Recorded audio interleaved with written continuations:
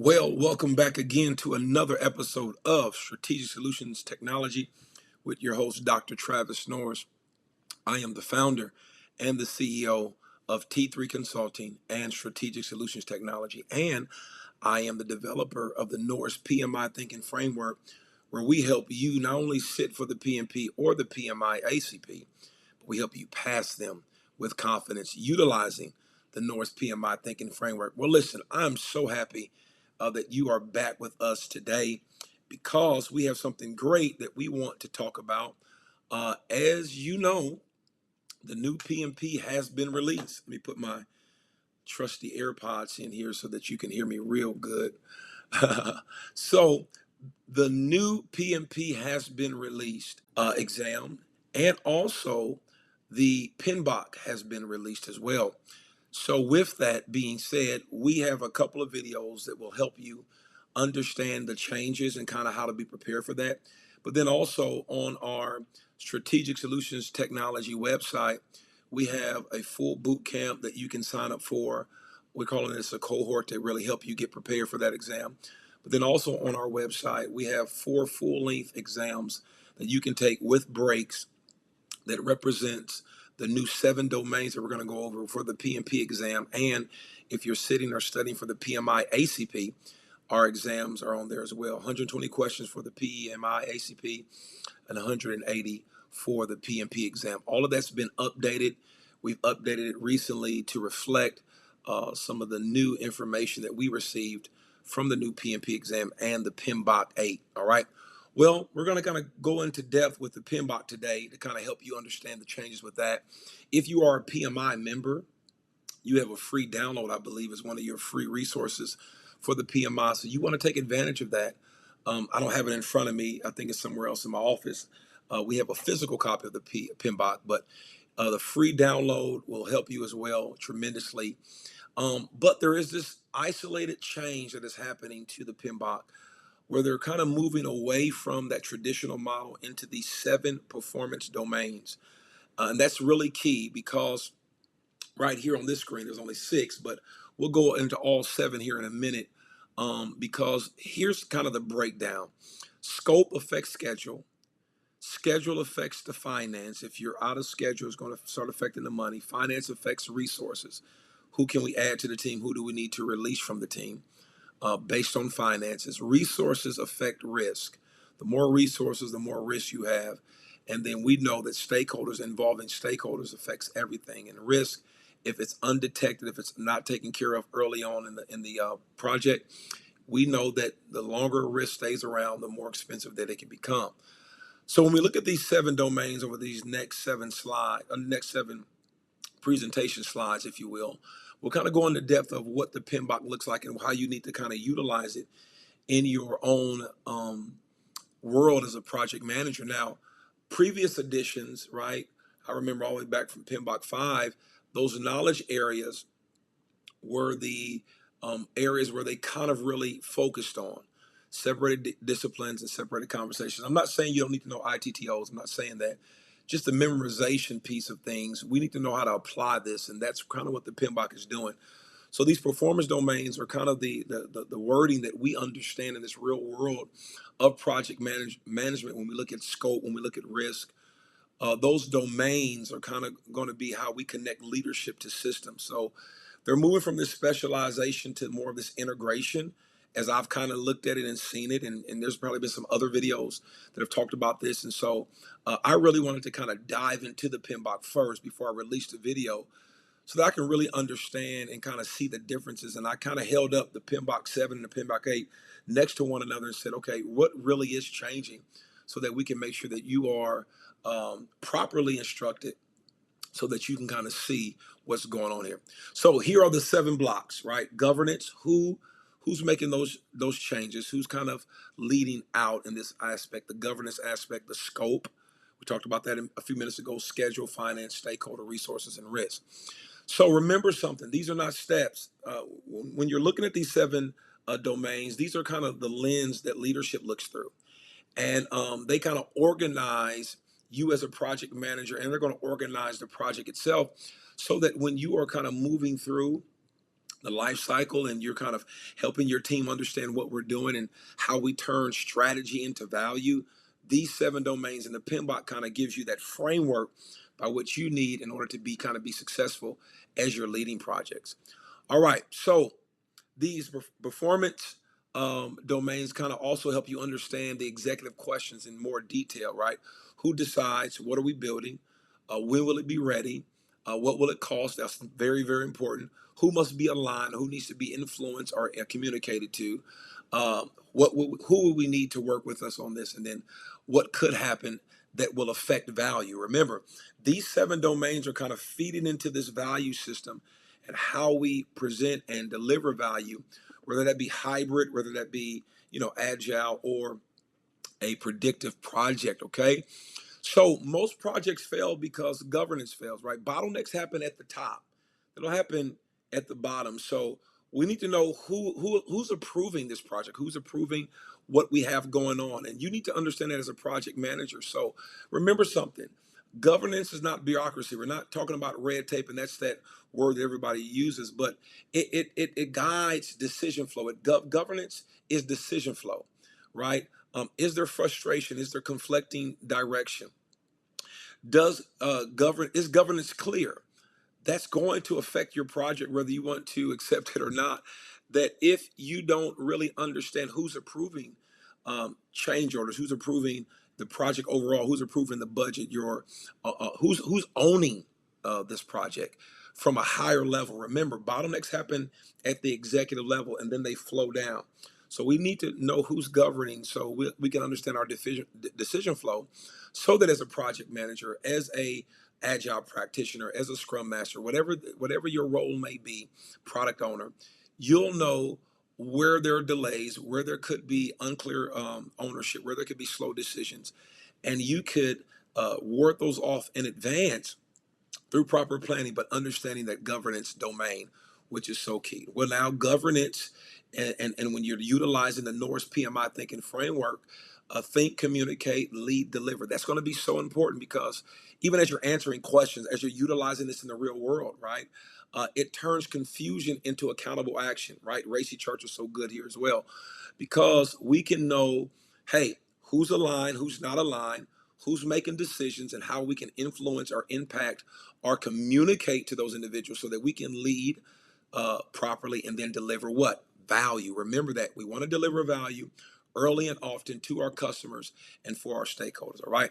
Well, that governance domain will affect our scope. I was on a call the other day, not too long ago, and somebody started talking about scope creep. And I'm like, right. Well, understanding governance will affect scope. Scope answers this. What does success look like? A lot of times on agile projects, what's that definition of done, right? When do we know that we have a good product to release in this sprint? If we're talking about agile and predictive, what are we looking like over the long haul of our project, right? What's going to be our end goal and how we're delivering that? So scope kind of determines what success looks like, and it gives us a plan, right? So this domain in the new PMBOK kind of understands or answers this question, right? So think about this modern scope thinking, right? What are we building? That's the old way of thinking. Now, why are we building it, right? That's a different way to answer it, and that's how the PMBOK 8 is kind of looking at. Scope is not tied to just value itself, but it becomes the activity which manage how we deliver value. Remember, who's governing this? That's going to be so important. That's going to feed into your scope and how you manage scope. All right. So why are we building it? And then how do we know what success looks like? Scope affects our schedule, right? Schedule is so important. When we talk about these triple constraints, right? The scope, the schedule, the cost. That's so important because PMBOK 8 doesn't look at it from a traditional model anymore. They're saying, okay, well, we know why we're building it. Now let's provide some visibility. And these are not quote unquote guarantees, but hey, here's what we think that we can get done at this point. And we're going to talk about risk in a minute, because risk we know can affect our schedule and it can affect our scope. All right. So when we're forecasting, we want to forecast honestly. We want to be transparent on any project, hybrid, predictive, agile, especially agile. You want to be very, very honest with your assessments, right? What's your confidence level? Are there any risks that we're seeing? All right, what's our dependencies, and then what's our trade-offs, right? So a lot of times in your project, if you're a project manager, I always encourage my students, I encourage those that I consult with, hey, when you're in a meeting, always have that project management plan up and visible, because strong schedules show assumptions, risk, and options, not just dates, but they also are what we call information radiators. It keeps your stakeholders and all those involved in the project. It provides that transparency. It builds trust, right? It's a good talking point because you want your team and your stakeholders knowing, hey, this is where we're going and this is what we believe we can get to. And there's nothing wrong with having to change that schedule in a consensus, in a team meeting, if we see some risk, if we see some dependencies, if we see something that can be worked parallel, right? So always understand that this domain is so important and it's connected to the schedule. I'm sorry, it's connected to the scope, and it's also connected to that governance domain that PMBOK 8 has rolled out. Okay, well, listen, we're at number 4 here. Let's look at this other key domain, right? Finance. So executives always are thinking financially. How much is this going to cost, right? Uh, what is the story? What is the financial story behind this project? We know who's governing it. We have a scope. Why are we building it? We have a schedule. We're kind of seeing those dependencies. How long is it going to take for us to get to where we need to get to? Well, how much is this all going to cost us, right? There goes that triple constraint again: scope, schedule, cost, finance, right? And so the PMBOK 8 focuses on this, right? What value will it create based on how much it's going to cost us? Buying a Maserati, yes, it's a great car to have if you can afford it, but what value does it add over your Camry? All right, what value does it add over your Lexus or whatever? What value does it add over your Kia? Right? Cost without value is waste. Just having a nice car, but you don't have any gas money to put in there, right? You have a extreme cost, but you have no value. And on your project, and executives are thinking about this, and the PMBOK focuses on this as well. I'm sorry, that we want to know what will it cost, and then what value will it add to us? Are we just getting the new shiny toy? When I think about companies that I've consulted or even worked for, right? They have all of these project management tools. They have licenses to Microsoft. They have licenses to PlanView. They have licenses to Jira. They have licenses to SmartStreet. So they have all of these licenses that are costing money. But what value is it adding, right? What is the team actually using? So you have some team members using PlanView, and some teams members are using Smart Sheets, and some are using Jira, and then somebody over here is using Microsoft Project. And so you have this whole ecosystem of all of this cost, but what value is it added? So the PMBOK is really focusing on it and saying, okay, what value is added based on the cost that we are paying for it? And when you're a project manager, you really want to think about this, okay? So if we're adding this cost, we could be adding risk, but is it adding value in the end? And that's what the domain 4 focuses on: the cost and what value it will create. All right, that's good. Here's a big one. All right, domain 5: stakeholders. Are they in alignment? And in the Norris PMI Thinking framework, we think of the first framework, if you will, is think, but then communicate. Are we communicating with our stakeholders, our team members? If you're in an agile project, are you communicating with that product owner and your developmental team? All right. That is key. The alignment. Are they in alignment? Are they understanding? Are you communicating? Are you bringing the team in? No decision can be made in a silo. And you want to remember that, because the project leader, they must align the people system, right? The team is so important in you being successful in delivering value, and there needs to be a team census, all right? So when you're looking at this domain, you have supporters, you have opponents, influencers, decision makers. So look about this note I just left for you. The strongest PMs do not just list stakeholders, they manage their influence using all your tools, stakeholder matrices, stakeholder communication, stakeholder management, all right? Influence often matters more than authority. So sometimes you get enough influencers, they can help influence the decision maker. And so going back to that governance domain in number 1, yes, who supports, who's making those decisions? Well, stakeholder management is so key. I think it's overlooked. We're managing the scope, we're managing the schedule, and we're managing the costs. But managing stakeholders and really bringing them in and getting that buy-in is so important. And then keeping a good list of them is so important, right? Having your stakeholder management list, like you will have a risk register and issue log and those different things, right? But also in your RACI chart, who's responsible, who's accountable. Those type of things are important when you're talking about your stakeholder influence map here: supporters, opponents, influencers, and decision makers. And so domain 5 really focuses on this in the new PMBOK, which I don't want you to miss, because it kind of changes and I don't want to say alters, but it kind of changes how you looked at this in the past from PMBOK 7. All right. I'm going through this kind of fast because I want you to get the PMBOK. I don't want you to think that this is an exhaustive list over everything that's in the PMBOK 8, but kind of gives you an overview if you don't get a chance to download it or purchase it. This gives you an idea of what's going on in the PMBOK 8, okay? I hope this is helping you. Let's keep going. We're almost at the end here. We're at domain number 6, which are resources, right? They enable execution. So after we have a scope, after we have our schedule, finance, and we know kind of our stakeholders, and also resources and stakeholders. Resources can be stakeholders within the project. All right. And so, as a project leader, as a project manager, as an agile practitioner, you must create realistic capacity, especially on an agile project, right? What is the velocity of your team in each sprint, right? So you need to understand how to support your resources, but then also what's the capacity of your team? What is the skill set of your team? You know, I talk to my team a lot about capacity and what we can actually accomplish. And so when we're scheduling and when we're scheduling our sprints, what is the transparency, and are we being honest with our assessments? And can we get this done within that sprint? Or is this just kind of like a pie in the sky type of assessment? Or are we really being honest with the stakeholders and letting them know, hey, we can get this much done, or we need to carry this over to a sprint? And so as a project leader, you need to understand that that's so important.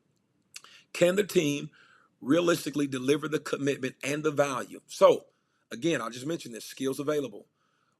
Is there vendor support? Are there people available with the right skills?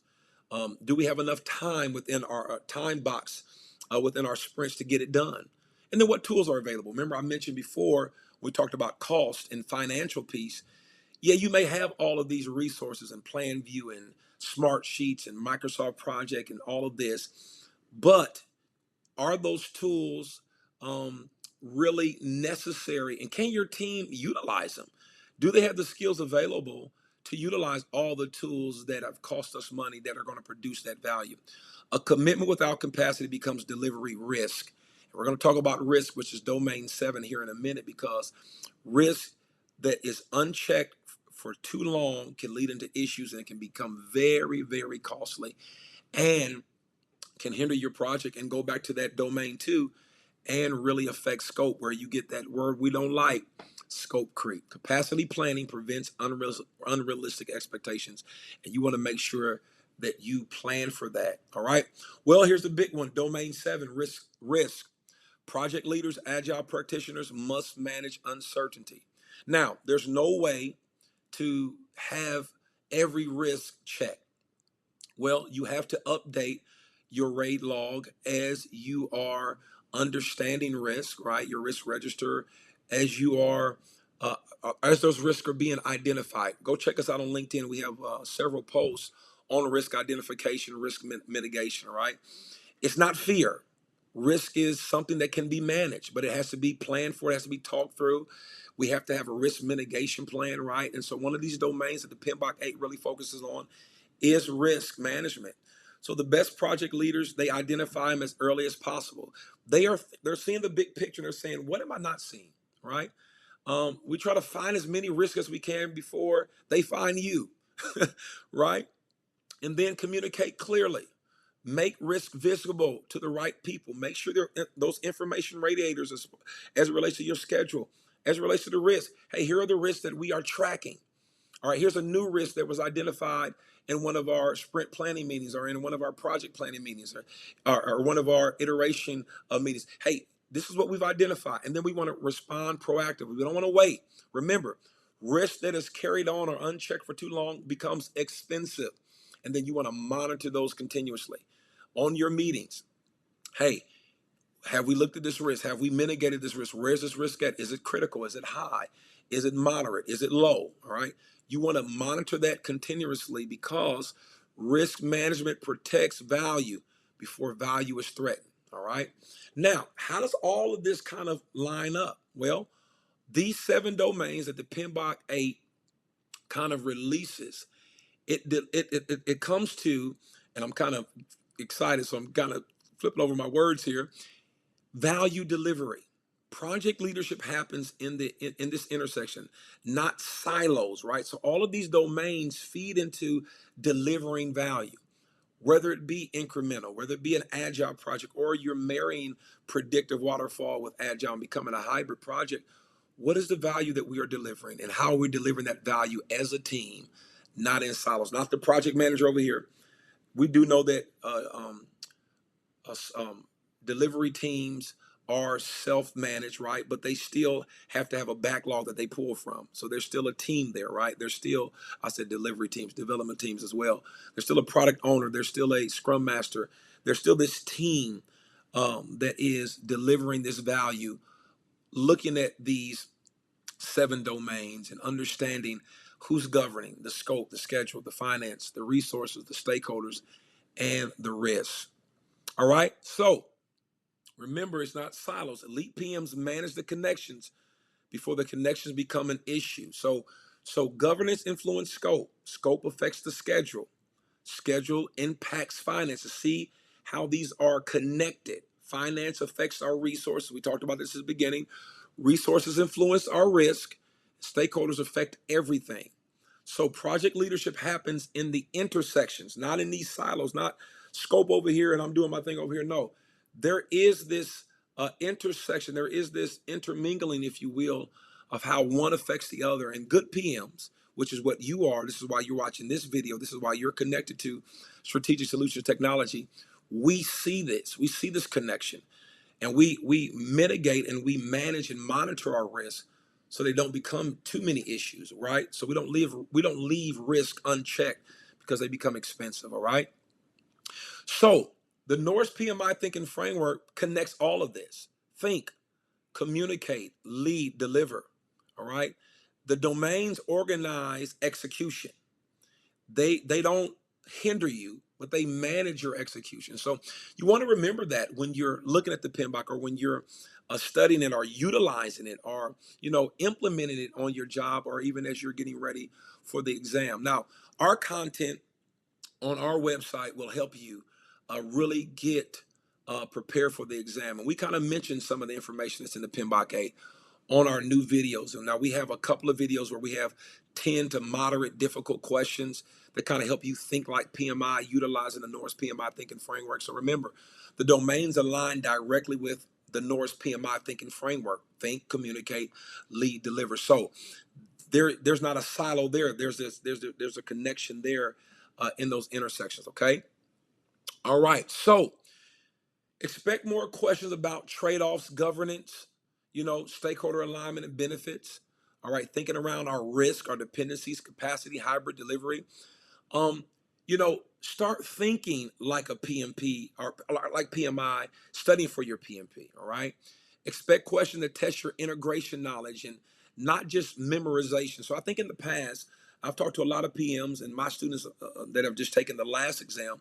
There is some of this memorization, right? Early on, you have to remember a bunch of formulas and different things. And I think a PMI, I don't know for sure, but this is my assessment that, talking to practitioners, talking to individuals that are actually working in the world, the real field, we don't see a lot of, upward, estimation. We don't see a lot of formulas all the time. I'm not saying you don't see them at all, but we don't see it a lot, right? But we see these real world applications. And so PMI is rewarding judgment more than memorization. And I like that. That's me personally. And when I talk to my students, they like it as well because, it's hard to memorize a bunch of formulas. I'm not saying they're not needed, right? But we don't see it as much. So the 7 domains are not 7 separate topics. There are 7 lenses leaders use to create value. Remember that all of those domains lead into a value delivery system. And so that's what we want to prepare you to do, and that's what we want you to be successful. Well, that's my time. Thanks for staying with me this long, okay? As we kind of go through the PMBOK, I would encourage you, if you're not a PMI member, become a PMI member so that you can kind of take advantage of some of the free resources. And I believe that PMBOK 8 is a free download, or you can order from Amazon or wherever you get your books from, just to have it as a resource. But don't forget, like, share, subscribe to our YouTube page. All right. We would love if you do that for us. Also, follow us on LinkedIn. All right. Where we have some videos and some different posts. And then go to Strategic Solutions Technology, to our website. All of that information will be in the bio below. We want to get you connected. Kind of sign up and get one of our exams and take an exam and kind of see where you're at, or sign up for a free 15-minute consultation. I'll take some time out of my schedule. We'll get on a face-to-face call, video call, and we'll kind of really walk through. All of our boot camps are either virtual or they are in person. We are certified ATP partner through PMI, so we give. We're certified through PMI to give actual real-world information and training for the PMP exam and the PMI ACP. So we want to really help you get prepared. So call us, email us, whatever you need. We're here for you. All of the information will be below. Until next time, I'll see you on the other side of certification. See you soon.